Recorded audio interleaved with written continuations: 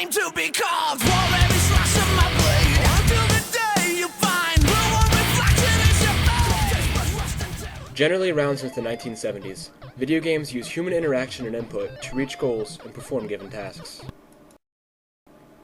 Many of life's activities are meant to be more enjoyable with other people, just as some video games are meant to be as well. Video games quickly became a social endeavor, from the comfort of home, or from another single location. However, people are not always available to play, let alone in the same location. With the widespread use of the internet, players can now simulate the social experience of gaming.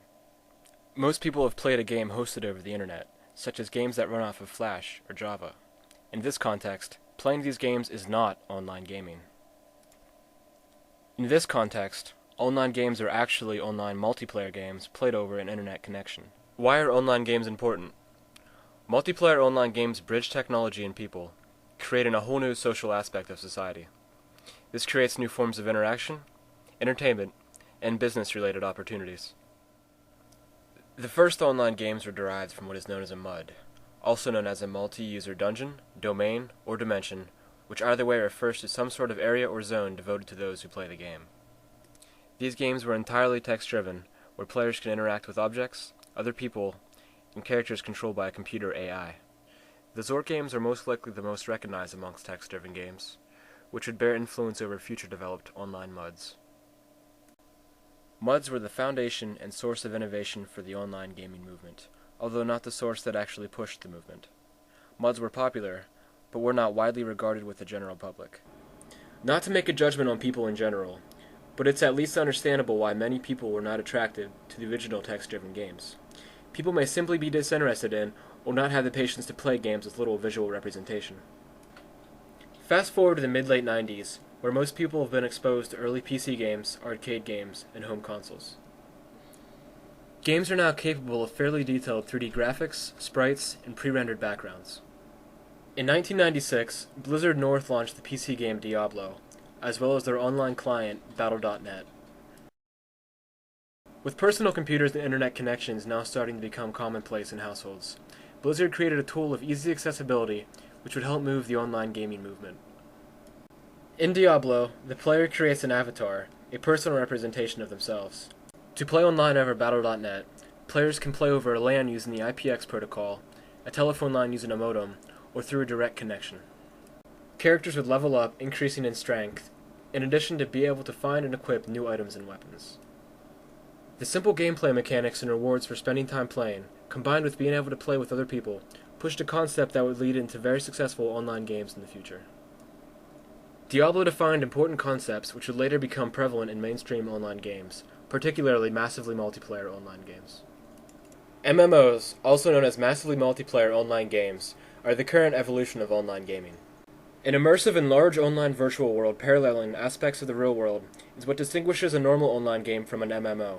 These games often come along with a monthly fee, in addition to the cost of buying the game, to pay for updated content and maintenance. The first generation of MMORPGs includes Ultima Online, Lineage, and EverQuest, which is often credited for bringing MMORPGs mainstream to Western society, which were already quite popular in places such as South Korea. With the introduction of the second generation of online MMORPGs, games such as Anarchy Online strayed away from the traditional fantasy genre, bringing in new players to the sci-fi themed universe. The game's graphics have become more 3D and rendered, appearing more realistic. Newer updated content, expansions, sequels, and group-oriented content were now available.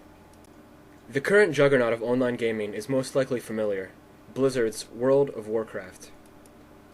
A good game is entirely dependable on an individual's personal tastes and levels of enjoyment, but nobody can deny the overwhelming success of Blizzard's game. Perhaps why the game is so popular is because of the variety of content available, which ranges from solo play, group play, which ranges from 2 to 40 players, and player versus player content. Recent reports fluctuate with 9 million active users worldwide, making the World of Warcraft the 90th largest country in the world. Like most current MMOs, World of Warcraft has a monthly fee of $15, in addition to buying the game. Using the United States monthly rate, this creates a monthly revenue of $135 million for Blizzard Entertainment. This does not include Blizzard's $25 fee for a server transfer, or a $10 fee for a name change. The game uses a guild system to form smaller social groups for players to play together. Some of these guilds have become quite famous, even getting a reference from Alex Trebek on Jeopardy! 3-3, repeating of course, percentage of survival. Oh, it's a lot better than we usually do. Alright, thumbs up. Ready, guys? Let's do this. Leroy Jenkins! Oh my god, he just ran in. Save him! Oh geez, stick to the plane! Oh Jesus, let's go. Stick to the fledge. This role-playing game, out in 2004, returns to the world of Azeroth, where heroes like Leroy Jenkins do battle. And that would be the world of Warcraft. This includes numerous other pop culture references, which reflects the sheer magnitude that a single video game has achieved. Ted, next time you're online playing World of Warcraft, don't even think about chatting with me. World of Warcraft? The online role-playing game? That's how you two met online? What? You've been on your computer all weekend. Shouldn't you go out and socialize with your friends? I am socializing, Artard. I'm logged on to an MMORPG with people from all over the world and getting XP with my party using TeamSpeak. I'm not a artard. Alright, Clyde! Hit him with your crossbow! Hit him now, Clyde! Clyde! Clyde! Blizzard has business ties with the Toyota Motor Corporation, which is the world's second largest automaker and the world's sixth largest company. I've gone ahead and equipped my Epic Axe, switching to explosive arrows. Yeah, I'm gonna equip myself with a little, 4 Wheels of Fury! Oh. No way. There's no trucks in World of Warcraft. Let's do this! AT&T, the world's 47th largest company, has also recently partnered with Blizzard, offering 3 free months of gameplay to switch to AT&T's internet services. Even William Shatner and Mr. T have been endorsing the game. Hello, I'm William Shatner, and I'm a shaman. I'm a conduit of the ancient forces of nature. I'm Mr. T, and this is my night elf mohawk. Cut, T, there's no such thing as a night elf mohawk. Shut up, fool! Like I was saying, my mohawk storms through mighty forests on his frost saber. With so much attention, the game has also drawn criticism from various sources. One of these is addiction, regarding those who literally play the game as much or more than a full-time job. This has been known to disrupt lives and relationships both. Gold farming has been brought to an issue, where workers spend hours on end in sweatshop-like conditions, earning money in the game, for employers to then resell for real currency. Just in November of 2007, it's been discovered that a series of Seagate hard drives have been shipped with a virus similar to a keylogger, which searches the user's computer for passwords to online games, and then sends the information back to China.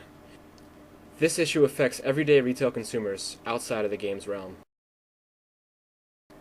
Also in the month of November was the death of baby Grace, a 2-year-old who was tragically killed by abuse from the mother and the stepfather, who had moved in together after meeting in World of Warcraft. While this has actual little correlation with the game, it still brings negative media attention.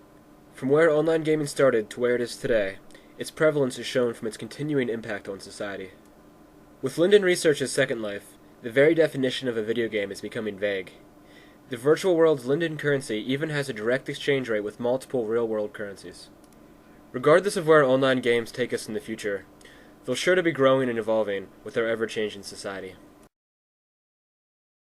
It was chocolate rain, wrote a song about that history. Chocolate rain, now I'm paid a hefty fee. Chocolate rain, listen to the funky rhymes that we. Chocolate rain, I move away from the mic to breathe. He moves his mouth away from the mic so he can breathe. He moves his mouth away from the mic so he can breathe.